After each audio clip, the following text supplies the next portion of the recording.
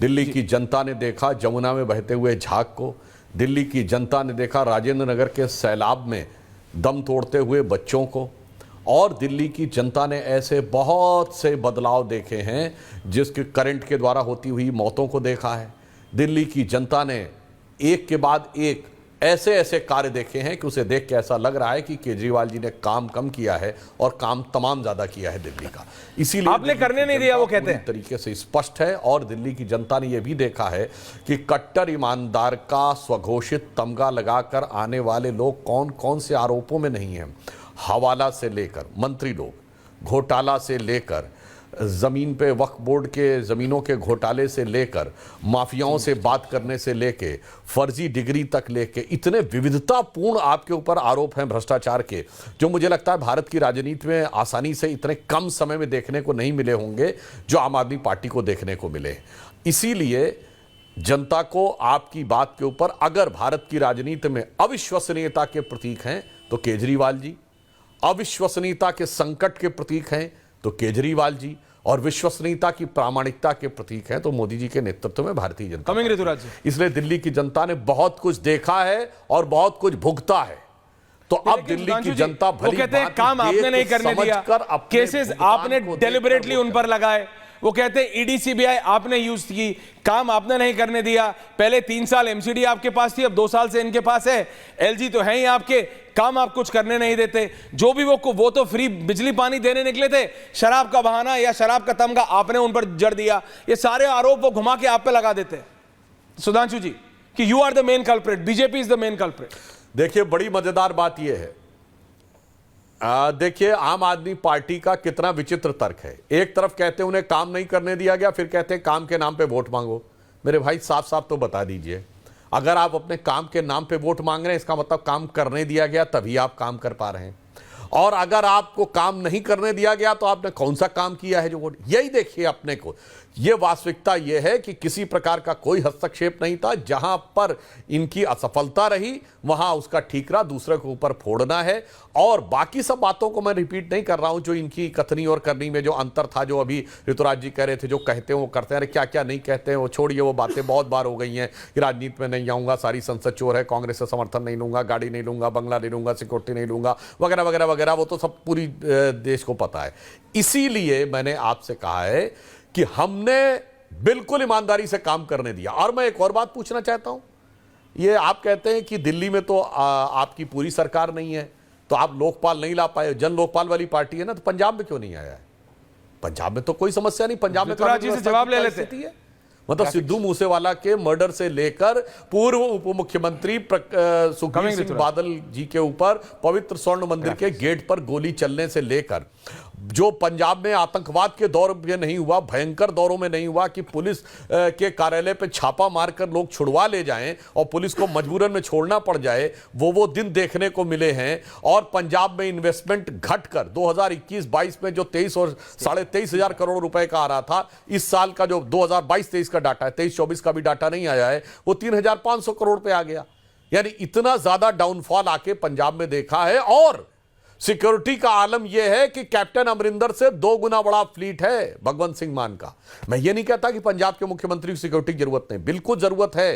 पंजाब के मुख्यमंत्री को अन्य राज्यों से थोड़ा ज्यादा ही सिक्योरिटी की जरूरत है, मगर साहब ऐसी कौन सी स्थिति हो गई कि अमरिंदर सिंह जी से 2 गुनी सिक्योरिटी की जरूरत है? फिर आप साहब वहां तो सब कुछ आपके हाथ में है ना। तो विधायक जी जवाब दे रहे हैं सांसद महोदय अब तक क्या ऋतुराज झा अभी हमारे मित्र सुधांशु त्रिवेदी जी ने कहा कथनी और करनी में फर्क। कथनी और करनी में फर्क क्या होता है ऐश्वर्या जी समझिए, समझाइए। दिल्ली के रामलीला मैदान में हमारे डंकापति प्रधानमंत्री जी ने 1750 कच्ची कॉलोनियों में रहने वाले सभी 50 लाख पूर्वांचल के लोगों को आज से 5 साल पहले रैली करके वादा किया कि सभी को पक्की रजिस्ट्री देंगे। उसका नाम दिया पीएम उदय योजना। आपको पता है 5 लोगों को भी पक्की रजिस्ट्री नहीं मिली आज 5 साल के अंदर में। आपको पता है डंकापति जी ने कहा जहां झुग्गी वहां मकान, जहां झुग्गी वहां मकान, मिला किसी को नहीं। 4 लाख घर देने की जरूरत है और 2022 का डेडलाइन फेल हो गया, 24 का डेडलाइन फेल हो गया, अभी भी बता नहीं रहे कब तक देंगे। इसके साथ साथ राजस्थान में बोला 500 रुपए में सिलेंडर मिलेगा, उड़ीसा में बोला कि 300 यूनिट बिजली मिलेगी, 2 करोड़ हर साल जो है सो नौजवानों को रोजगार मिलेगा, 15-15 लाख मिलेगा। अरे कथनी और करनी में किसके में फर्क है, सब जानते हैं। आज सुधांशु त्रिवेदी जी 20 राज्यों में आपकी सरकार है। अगर आपको गवर्नेंस के मॉडल पे कंपैरिजन करना है, आपके पास आज आपके मुख्यमंत्री योगी आदित्यनाथ जी आए थे। अरे आप क्या कटोगे बटोगे करते हो? आपको अगर दिल्ली के लोग को समझना चाहिए कि दिल्ली की जनता सबसे ज्यादा समझदार है, पढ़ी लिखी है, अवेयर है। यहां पर बटोगे कटोगे नहीं चलता है, यहां पर पढ़ोगे तो बढ़ोगे। यहां पर दिल्ली की जनता कहती है हम एक हैं तो मोहल्ला क्लिनिक सेफ है, हम एक हैं तो सरकारी स्कूल सेफ है, हम एक हैं तो महिला सम्मान सेफ है, हम एक हैं तो हमारे लिए जो है सो सीसीटीवी कैमरे सेफ है, हमारा बिजली पानी सेफ है, हमारी जन सुविधाएं सेफ है, तीर्थ यात्रा योजना सेफ है, पुजारी ग्रंथि योजना सेफ है, संजीवनी योजना सेफ है। जो कहता है वो किया है, और जो करता है, जो डिलीवर करता है, विश्वास भी उसी पर होता है और उससे उम्मीद भी होती है। और रही बात आप जो है सो पॉल्यूशन की बात और पंजाब की बात कर रहे हो, तो पॉल्यूशन को लेकर के हमारी सरकार ने पंजाब में काम किया, जिसकी वजह से स्टबल बर्निंग की जो केसेस है उसमें 80% का डाउनफॉल आया। लेकिन पॉल्यूशन क्या राज्य का मामला है?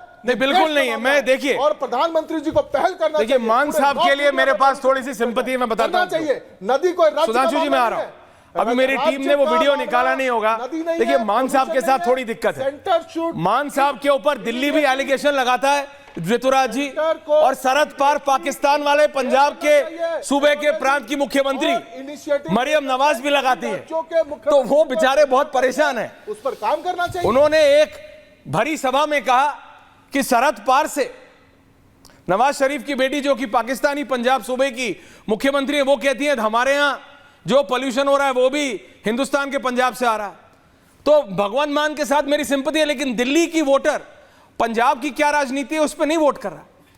ऋतुराज जी ने एक इंपॉर्टेंट बात कही, जो डिलीवरी देगा, जो काम करेगा, उसको दिल्ली की जनता वोट देगी।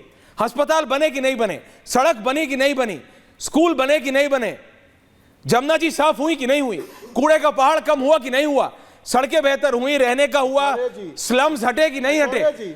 सुधांशु जी, अगर महाराष्ट्र में 42 माले की 33 माले की बिल्डिंग बन सकती है तो दिल्ली में क्यों नहीं?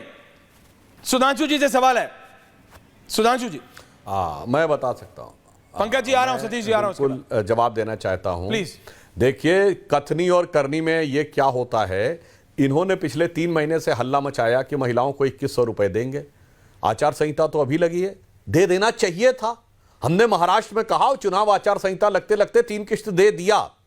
हमने मध्य प्रदेश में कहा था तो चुनाव आते आते हमने 4 किस्त दे दिया था। आसाम में हम अनुरोधय योजना में 5 साल से दे रहे हैं। मध्य प्रदेश में लाडली लक्ष्मी योजना में बहुत जमाने से दे रहे हैं। इसलिए आपने हल्ला मचाया और किया नहीं। और जहां तक सेफ की बात है ऋतुराज जी, अरे पूरे देश ने देखा है कि आपकी महिला सांसद आपके मुख्यमंत्री आवास में सेफ नहीं है, उसकी पिटाई हो गई। आपका चीफ सेक्रेटरी 2018 में भारत के इतिहास का इकलौता उदाहरण कि मुख्यमंत्री आवास में चीफ सेक्रेटरी की पिटाई हो गई। और मजे की बात समझिए, और दोनों ही जगहों में जब सीसीटीवी मांगे गए तो ये सीसीटीवी पे दावा करने वाली पार्टी की पोल वो खुल गई। ऋतुराज जी अपने टर्न पे, ऋतुराज जी एक एक करके, इट इज बेटर। ऐसे हो हल्ला करने, दिल्ली असेंबली नहीं है सर, थैंक यू। एक एक करके बोलते हैं, गंभीरता से बात कर रहा है और कौन डिस्टर्ब करने के लिए। आप एक एक करके, थैंक यू भैया। न सीसीटीवी दे पाए चीफ सेक्रेटरी से साथ मारपीट करने का, और न महिला सांसद के साथ मारपीट करने का। भारत के इतिहास में कोई उदाहरण नहीं है रूलिंग पार्टी की महिला सांसद का मुख्यमंत्री आवास में पिटाई हुई हो। भारत के इतिहास में कोई उदाहरण नहीं है कि चीफ सेक्रेटरी की मुख्यमंत्री आवास में पिटाई हुई हो। भारत के इतिहास में कोई उदाहरण नहीं है कि पूर्व मुख्यमंत्री केजरीवाल जी ने खड़े होकर बिजली का तार काटा हो। इसीलिए इनको स्वभाव था। भारत के इतिहास में कोई उदाहरण नहीं है कि इन्होंने 26 जनवरी आने वाली है, 26 जनवरी से एक दिन पहले धरना किया और कहा राजपथ को प्रदर्शनकारियों से भर देंगे। इसीलिए इनको आपदा कहा है। इनके लिए तो वह पंक्ति, और इन्होंने कहा क्या देंगे। अरे भाई, जो बेचारी महिला मांगती है अपॉइंटमेंट, उसको तो लात घूसे देने लगते हैं। चीफ सेक्रेटरी कोई बात कहने लगता है तो उसको लात घूसे देने लगते हैं। तो इनके लिए तो वही वाली लाइन लागू होती है कि यदा यदा महिला सांसद अपॉइंटमेंट याचती तदरि केजरीवालस्य वचनद्वयम् लात भूसा नाम कमर मध्य चटका नाम मुखभंजनम, ये नई राजनीति, गजब की राजनीति दी है आपने। और जहां तक आपने कितना अच्छा मैनेजमेंट किया तो वो भी दर्शकों को बताना चाहता हूं। जब इनकी सरकार आई तो दिल्ली सरप्लस में था, रेवेन्यू में 1.54% रेवेन्यू सरप्लस था, घटते घटते 0.3% पे आया। और इस साल घाटे का बजट है, नेशनल स्मॉल सेविंग फंड से 10,000 करोड़ रुपए का कर्जा मांगा है दिल्ली की सरकार ने, मुनाफे की बजट से घाटे की बजट की तरफ ले आए हैं। और इसलिए अगर खुदा न खास्ता इनकी सरकार ख्वाबों ख्यालों में कहीं आ गई तो आगे जाके दिल्ली में पता नहीं ऐसा ना हो जैसे कि हिमाचल प्रदेश में, कर्नाटक में, हिमाचल में सैलरी देने पड़ गए, वो स्थिति ना हो।